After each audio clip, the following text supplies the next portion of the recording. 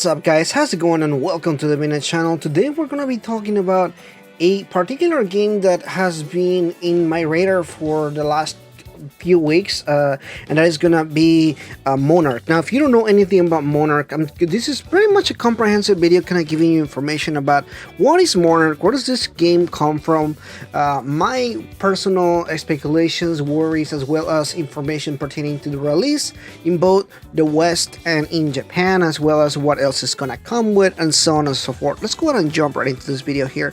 So Monark is touted, or was leaked originally, as this school RPG created by the former Shin Megami Tensei series developers. We're talking about Shin Megami Tensei, Megaten, Shin Megami Tensei IF, DDS, so that's an extensive list of really good games back in the 90s and 80s. These games did really well. So I know a lot of people who are into Shin Megami Tensei and Persona hear this and say, hey, this sounds like this is something gonna be pretty good. So now that it's been leaked, we finally were able to check out the trailer, and not only did they release a Japanese trailer, like every time there's a Japanese game, but we also got an English trailer, which is pretty interesting. So yes, this game is gonna be coming out both in the West and in Japan. Japan is gonna get it earlier, the West is gonna get it I think early 2022. We don't know what that means as far as dates and everything like that, but that's the information that we have as far as the release date. So what is this game? So this game is a story about a main protagonist here, and this is very interesting because it is a JRPG in the style of a turn-based RPG.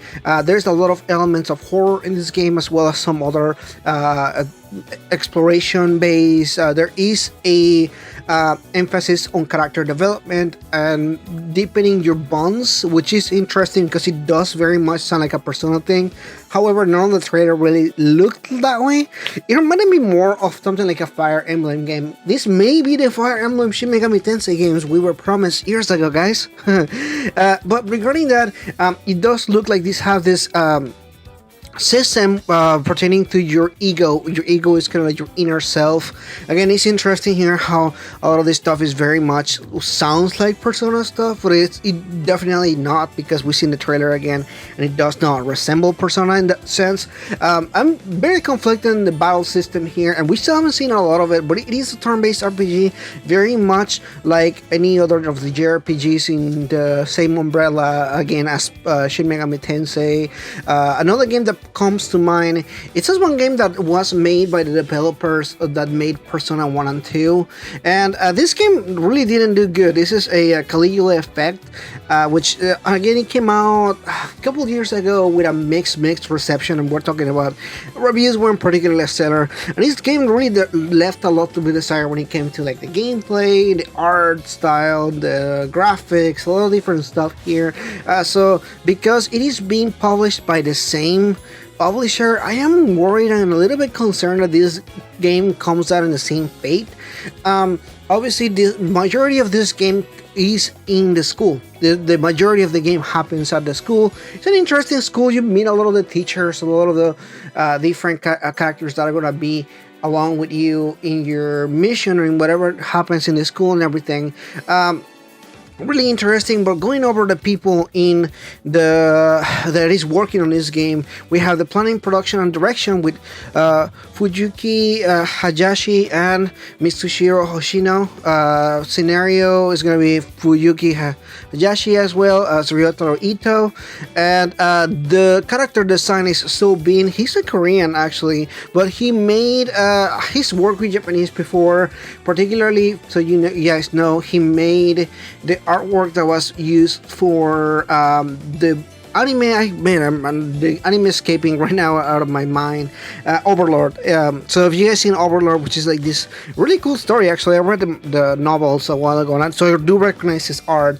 And overall, again, the publisher is Furyu and the developer is Lancars. Now if you guys don't know Lancars, you definitely know their work because they made the Persona Q games. So if you're interested in Persona at all, or Shin Megami Tensei, this game should definitely be in your radar. It does sound pretty cool as far as what it's gonna do and everything like that. Again, looking at the trailer, doesn't seem like a bad game or anything like that. It definitely seems like it does have its own redeeming qualities. As far as those qualities may be, Not particularly sure yet. It is an interesting game. It does look like it does have some pretty cool stuff. Particularly, I like this art style. I like the atmosphere that they building, the tone. Those stuff look pretty good. Graphic style, 3D style doesn't really appeal to me too much. I always have an issue with a lot of the 3D anime style. Sometimes it looks a little bit off, that's gonna be a preference thing. I think the major thing at this point is the fact that we don't have a lot of gameplay. So a lot of people, for example, were saying, oh man, this looks like a tactical RPG, I'm not interested anymore. I'm like, no, Furyu says that this game is gonna be a turn-based RPG. So it's funny to see that this game, a lot of people are just looking at it and seeing the reaction of thinking something that is not. So without making any more assumptions, I think that it's better for us to wait for more trailers and more information to know more about the gameplay and how that happens, everything like that. For me, it's gonna be a wait for now, wait and see kind of situation. I think it's cool. I think a lot of the aspects that we've seen so far definitely look like it's gonna be awesome, but without seeing more trailers, more gameplay, more graphics, more exploration on the world, what it is like, like the school and dungeons, everything else. We just don't have enough things right now to kind of go and say, yeah, this game looks like it's gonna be a 10 out of 10 kind of thing. Definitely not looks that way. Now, as far as the release date, because we do have some information about this game is actually gonna be releasing on PlayStation 4, PlayStation 5, Switch on Japan on October 14, 2021. However, the West is gonna get it again early 2022 on PlayStation 4, PlayStation 5, Nintendo Switch, and Steam. That's right, this is gonna be a Steam release, so if you're interested into this game, definitely keep an eye on it. It does sound like it's gonna be pretty cool as far as like a lot of the different aspects that I mentioned before. Gameplay looks interesting, although we don't have more information on that. Story looks a little bit bizarre, but this game kind of reminds me a lot of things like Danganronpa, Persona, Shin Megami Tensei, Fire Emblem. It does feel like it's in that umbrella.